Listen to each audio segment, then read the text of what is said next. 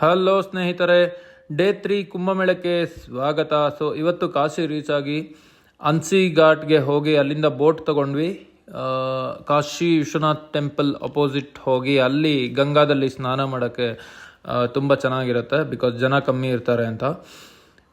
ಬೋಟಲ್ಲಿ ತುಂಬ ಚೆನ್ನಾಗಿತ್ತು. ಆಮೇಲೆ ಒಳ್ಳೆ ಗಂಗಾದಲ್ಲಿ ಸ್ನಾನ ಮಾಡಿ ಸೊ ವಿಶೇಷವಾದ ಅನುಭವ ಆಗುತ್ತೆ ನಿಮಗೆ. ತುಂಬ ಒಳ್ಳೆ ಎಕ್ಸ್ಪೀರಿಯೆನ್ಸ್. ಸೊ ಅದನ್ನು ವರ್ಡ್ಸಲ್ಲಿ ಹೇಳೋಕ್ಕಾಗಲ್ಲ. ಸೊ ಕಾಶಿಗೆ ಬಂದು ಗಂಗಾದಲ್ಲಿ ಸ್ನಾನ ಮಾಡಿದವ್ರಿಗೆ ಮಾತ್ರ ಗೊತ್ತು ಅದರ ಅನುಭವ ಏನು ಅಂತ. ಒಂಥರ ತುಂಬ ಒಳ್ಳೆಯ ಅನುಭವ. ಸೊ ಅದನ್ನೆಲ್ಲ ಮಾಡಿ ಕಾಶಿ ವಿಶ್ವನಾಥ್ ಟೆಂಪಲ್ಗೆ ಹೋದ್ವಿ. ಅಲ್ಲಿ ತುಂಬ 3 ಕಿಲೋಮೀಟ್ರ್ ಕ್ಯೂ ಇತ್ತು.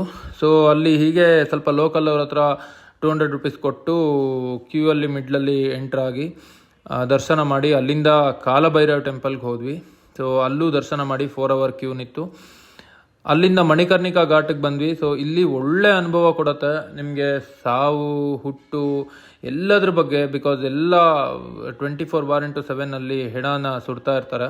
ತುಂಬ ಚೆನ್ನಾಗಿರುತ್ತೆ. ಸೊ ಇವತ್ತಿಗೆ ಇಷ್ಟು ಮುಗೀತು. ನಾಳೆಗೆ ಪ್ರಯಾಗ್ರಾಜ್ಗೆ ಹೋಗೋ ಪ್ಲ್ಯಾನ್ ಇದೆ. ನೋಡಿ, ಗುಡ್ ನೈಟ್.